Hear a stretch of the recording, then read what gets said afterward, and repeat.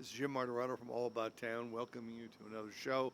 I'm really honored to have with me Sheralyn Pulver Goodman, who is running for a county court judge and is a very accomplished person, a great lawyer, a great person, and you'll hear all about it in about 2 seconds. Welcome to the show. Thank you, Jim. Before we go any further, I just want your viewers to know that we did not coordinate our outfits in advance. This was pure coincidence that we coordinate perfectly. Okay. Yes, well, this is a purple state, so actually it's not a purple No, state, it's but not. it's not. But I should move to like Minnesota or something. But anyway, I don't think that's a purple state no, either. okay. Well, No, I where's don't think so. North Carolina. North But Carolina? the That's flooding is so bad in North yeah. Carolina, probably not a good idea to All go right, there. well, forget North Carolina. But anyway, Sheralyn, I've met hundreds and hundreds and hundreds of lawyers over my 50-year career. 50 years, can you imagine? I've been a lawyer for 50 Well, years I've been a in lawyer March. for 40 years, so I can absolutely imagine it. And no one is more interesting or probably a better attorney than the person to my left. She is phenomenal. And she's had so many things that she's accomplished during her life, which she'll tell you about. But now we're lucky because she's running for county court judge. So tell us a little bit about your life. I know there's a Canadian connection. Could you tell the viewers who may not know you what the story is? What's the story? Well, first, Jim, thank you. That was a very generous introduction of me. So, I was born in the Bronx and moved to Queens as a little girl. And then when I was 13, my family moved to Canada, to Toronto in particular.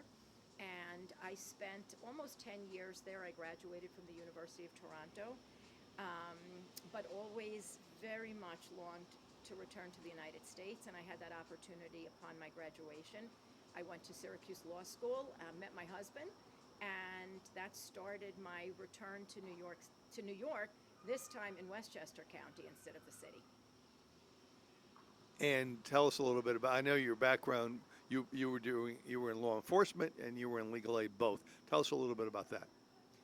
Well, I consider myself to have been very, very fortunate to have had the opportunity to move from law enforcement to the defense side and back to law enforcement and back to the defense side. Uh, Probably not that many lawyers who do this kind of work want to do that, but for those of us who do want to see both sides of a very nuanced profession, I've been very, very fortunate. So I started my career in the Brooklyn DA's office, and there I prosecuted a variety of criminal cases. I really wanted more contact with people. That was one of the big deficits, I think, of working in the DA's office, was that there wasn't that much contact with the people who were directly impacted by crime. And so I moved to Westchester. I joined the Legal Aid Society, and I had an opportunity to work as a defense lawyer, working very, very closely with the people who are most impacted by crime, defendants and their families. As a legal aid lawyer, I kind of followed the trends, maybe got a little ahead of them sometimes, in criminal justice reform. I was really interested in how community-based supervision, which we also know as probation, can really help to have a positive impact on people, particularly young people who have made a mistake. And so I was involved pretty early on in my career in pushing the idea of interim probation to give people an opportunity to demonstrate to a judge that they were capable of and desirous of making positive change in their life. Then I got involved in the movement before Raise the Age to treat young people between the ages of 16 and 18 who got into trouble, as long as their crimes were, relatively minor in nature and there was no significant harm done to another person, an opportunity to work their cases through in a more rehabilitative setting. And in doing that, I helped to establish something called the youth part, which was a precursor long before Raise the Age law came into being. I also was involved in the treatment court movement, working with a team of people to establish the judicial diversion program in Westchester, also known as the Felony Drug Treatment Court, which came into being as a result of the repeal of the Rockefeller drug laws in 2008. And since then, I was actively involved as well in creating a misdemeanor wellness court here in Westchester to allow people from across the county whose misdemeanor crimes are really driven by mental illness and the instability that mental illness causes to people. An opportunity, again, at rehabilitation and addressing their mental illness through a variety of different treatment modalities in order to come out of their criminal encounter better than when they came into it. Then, wait, I'm not done, because then in 2022, I was appointed by County Executive George Latimer to start a new county office called the Independent Office of Assigned Counsel, which provides oversight to the almost 300 attorneys who provide what we call mandated representation in family court and criminal court proceedings to individuals who are involved in those courts who cannot afford to hire an attorney on their own. Wow. I don't think you took a breath. So the joke among all of us who care about this young woman is that she loves to talk, and as you can see, she has a lot to say. One of the things that always wanted to ask you this: I know you were a legal aid lawyer, I know you were a DA, but what was your role in the Department of Probation? I know you worked Rocco, one of my favorite people, Rocco Post, one of my favorite people in the world. Rocco was the head, but what was your role working with him? So I was the chief administrator of the probation department, and the probation department is a very large county government office. My portfolio of responsibilities included making sure that we had a stable budget and that our office operated within fiscal constraints, and a variety of other associated administrative tasks, some of which included personnel. But the thing that I enjoyed most about the probation department was having an opportunity to weigh in on policy, both policy to ensure the safety of the probation officers who risk their lives really every day in furtherance of public safety and rehabilitation, but also to make sure that we remain current as a probation department with trends in law enforcement and the judicial system. Wow. One of the things that always amazed me is your level of advocacy that you, but speaking of that, you've been in court. One of my pet peeves is a lot of people become judges and they never advocated for anybody. They don't understand what it's like to be either a legal aid lawyer, a prosecutor, a private lawyer, or whatever, because they moved right up as law secretary to judge. But you've been down in dirty in what we have to do as trial lawyers, what we have to go through, scheduling pressures, et cetera, dealing with different personalities. You know what it's like. So in your judgment, you've been in front of a lot of judges yourself. What attributes do you think make a good judge, as you see it, having been a litigator? Well, I think, of course, the judge, who is the only person in the courtroom who is directly facing every person in the courtroom, I think has a fundamental responsibility to represent justice in its finest form. And that requires a lot of different things. One, a lot of restraint and patience. And I think, as I see it, having practiced on both sides of the courtroom, I think judges really need to stand back and allow attorneys to handle their cases on their own. There are certain limited circumstances in which a judge, I think, should intervene in order to make sure that, justice is being served and that the defendant's rights are being vigilantly protected. But primarily, I think a judge should be an arbiter between the two sides and allow each attorney to do their work. And I think, obviously, it's most important that we always be mindful that we are guided by case law, statutes, and, of course, our beloved Constitution, both the New York and federal constitutions.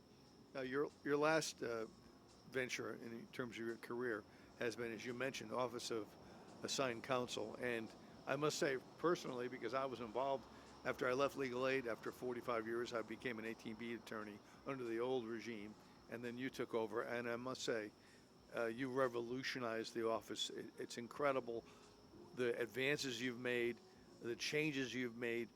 Changing the culture, to me, is the most critical change you've made. Tell me a little bit about your feelings about that experience.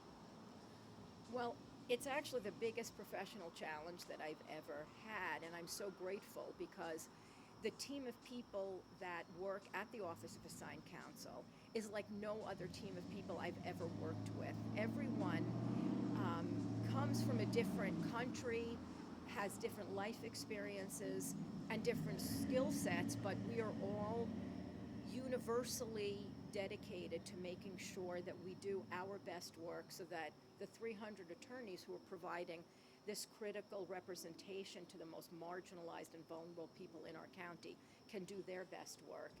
And we're very fortunate in Westchester. We have some fine, and deeply committed and experienced attorneys working both in family court, in criminal court, on behalf of parolees, and also in the appellate realm. So what we've done is really work to completely overhaul the administrative functioning of the office to ensure that we operate efficiently so that attorneys get paid more quickly and reliably, and to set a framework and foundation that is durable and nimble to address the dynamic nature of the work that the attorneys on the assigned counsel panel are doing. And then finally, we are dedicated to providing critical resources to attorneys so that they can do their best work. Attorneys are skilled advocates, knowledgeable about the law, and have keen intellects, but they're not social workers, they're not doctors, they're not investigators, they're not interpreters. And we have secured a good amount of state grant funding to ensure that at no expense to county taxpayers, our attorneys have available to them the finest in non-attorney experts that is available so that our clients who do not have means get representation like a person of means would have. Let me backtrack a little bit in case somebody doesn't understand what the 18B panel is. In New York, if you are indigent and you get accused of a crime, can't afford an attorney, misdemeanors essentially are assigned to a panel of lawyers, which are affectionately called the 18B panel, from that section of the Constitution. It's actually section of the executive law, and then there's a corollary county law provision that details what the 18B or assigned counsel panel is charged with doing, and then what each county's responsibility is with respect to providing counsel in both family court and criminal court proceedings for people who need representation but can't afford it. So in Westchester County, the way it works is if you're charged with a felony and you can't afford a lawyer, generally speaking, unless there's some kind of conflict, you'll get the Legal Aid Society. However, if you're charged with a misdemeanor, you'll be assigned an attorney off the panel. As Sheralyn has mentioned, if you work for legal aid, and I did for 45 years in the Bronx, you have hired social workers, you have investigators, you have forensic experts, you have paralegals, you have a slew of backup of resources that you can bring to bear on helping represent your clients to the fullest extent. However, if you're an 18B attorney, a private attorney, you don't have any of these people at your beck and call until Sheralyn came along and made sure that the 18B lawyers can advocate for their clients with zeal and with the proper resources to give them, the best possible representation. So hats off to you, and thank you for all you've done.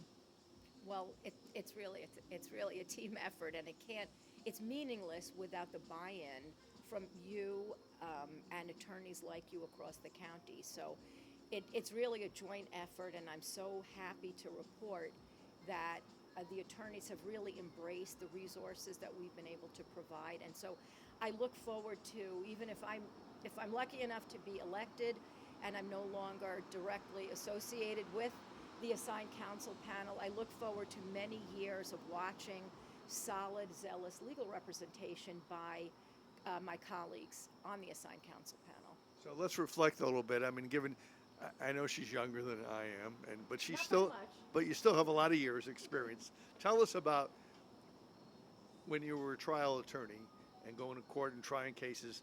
One of the most interesting experiences you ever had, or something you're really, really proud of? Well, I was interested for many years in addressing pretextual stops that were routinely occurring on I-95 in Westchester. These pretextual stops always included an out-of-state car that was occupied and being driven by young African American men, and the license plates were either Connecticut or Massachusetts. They were driving through Westchester, through New Rochelle, Mamaroneck, and other Sound Shore communities. And their cars were being searched, and sometimes contraband was seized, and other times no contraband was seized. And yet we were finding out about those cases as well. And so I became interested in challenging the conduct of the state police. And one of the cases that I'm most proud of is a case of a young man who'd never been in trouble before. And he and his friend, who was driving a car with out-of-state plates, was stopped on I-95. And the state police held them on the side of the road for 7 hours as they dismembered the vehicle to try and find drugs in the car. They brought out canines. They could not find drugs. Finally, after 7 hours, and these two young men were handcuffed on the side of I-95, where there's a very narrow shoulder and lots of trucks traveling at high speed, subjecting them to substantial risk. After removal of the engine in the car, drugs were seized. My client was a passenger in that car, and there was absolutely not a single shred of evidence to connect him to the possession of those drugs. And he was in jail during the pendency of his case. He was in jail for almost 2 years before we were able to take that case to trial. And the reason I'm telling this story is because I was so proud of my client, who withstood such intense pressure. He was eligible to go to state prison for 25 years, but he maintained his innocence. There was not a shred of evidence to connect him, other than the fact that he was, an unwitting passenger in a car. We had a suppression hearing, which is the proceeding that happens before a trial, where a judge gets to determine the propriety of the conduct of the police in stopping the defendant and then searching the defendant and or his property or surroundings. The judge at the time, even though I think we had either 9 or 11 grounds for suppression, denied us on each one of them. And after losing the case, he taunted my client, the judge, and offered to allow my client to plead guilty to a lesser charge if he gave up his right to appeal. My client stood his ground and said, "Judge, sentence me as you will. I am not going to give up my right to appeal my conviction." And he was a young man, and I thought incredibly brave, maybe even like bordering on crazy. But he withstood the pressure, and we went to the appellate division of the state of New York, and they overturned his conviction on every single ground that we raised.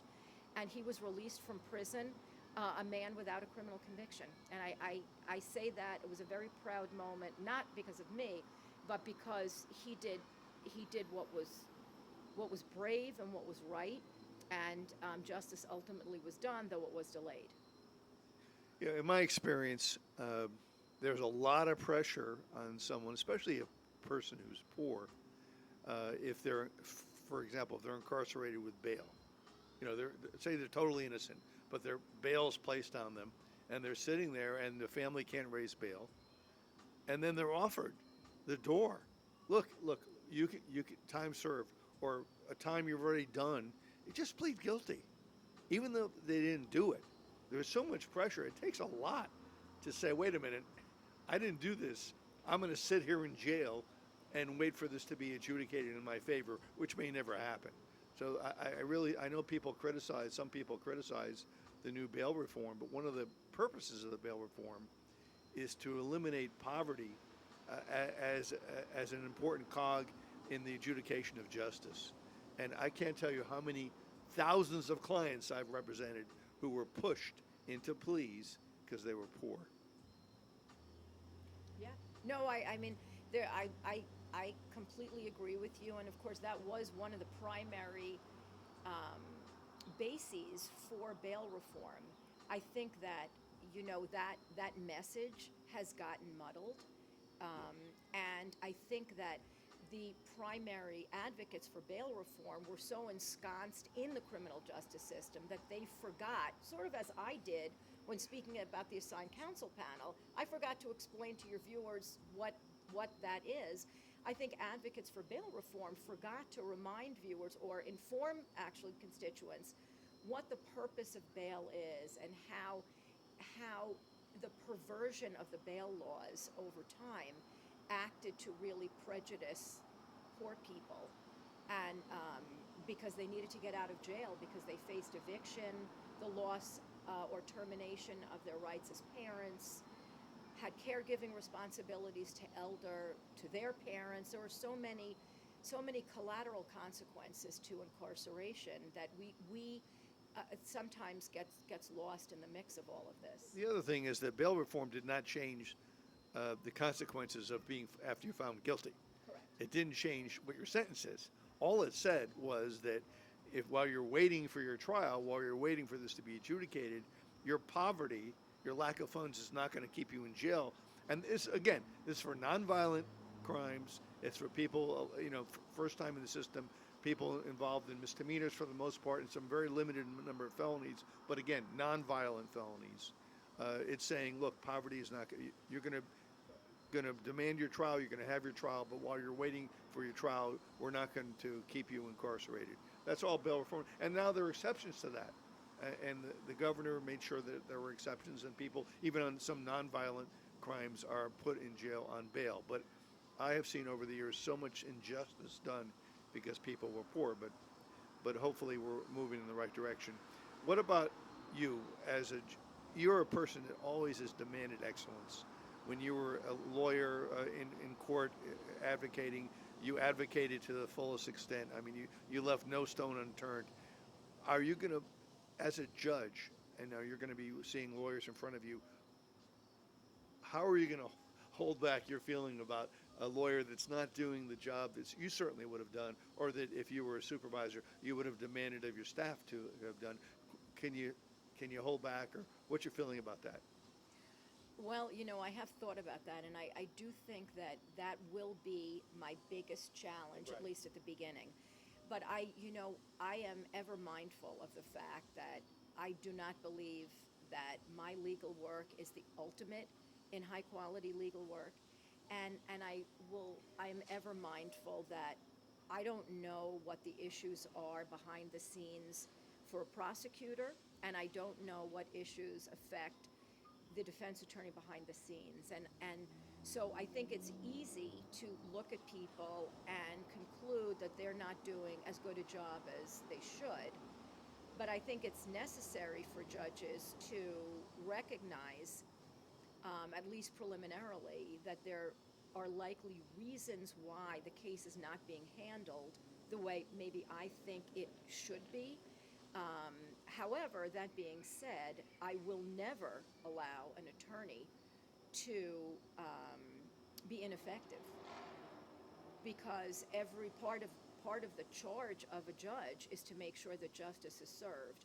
And because the Sixth Amendment to the United States Constitution guarantees every defendant, regardless of their financial status, the right to the effective assistance of counsel, if I believe that counsel has fallen short of that minimum threshold, and that's all it is a minimum threshold, I'm not permitted to say exactly what I will do, because the rules of judicial ethics for candidates prevent me from doing that, but I don't think I'll be sitting still for that. I've known you for quite a long time, and I never knew that you really wanted to be a judge. When did that happen? Well, I can't really, there isn't a particular moment in time when I woke up and said, I want to be a judge. But, I've had a long career, and I've been, as I said at the outset, I've been so fortunate to have looked at our justice system from so many different facets. And, I feel really strongly that I have really almost a panoramic view of our system, but not quite.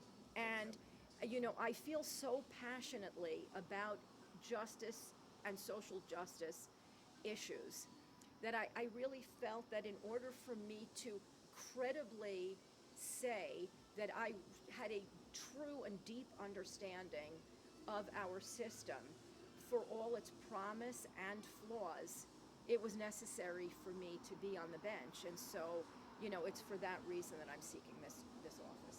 So somebody is watching at home, and they're inspired by you, as I am, and have been for years. How can they get involved to help you? I mean, we have some amount of time, not much time left, but still, how can they get involved to help you, or donate, or volunteer? I know you have a little card here, but maybe you could. Do you have an email address or something? Sure. Oh, thank you, Jim. You know what? I would have forgotten to mention that. That's I all right. appreciate it. So I have a website, and please, by all means, hop on it. You can take a closer look at me. It's westchesterforsheralyn.com. My name is SHERALYN, or you can email me at westchesterforsheralyn@gmail.com. And one last thing, looking in the camera, looking at people again that may be undecided, why should they consider voting for you?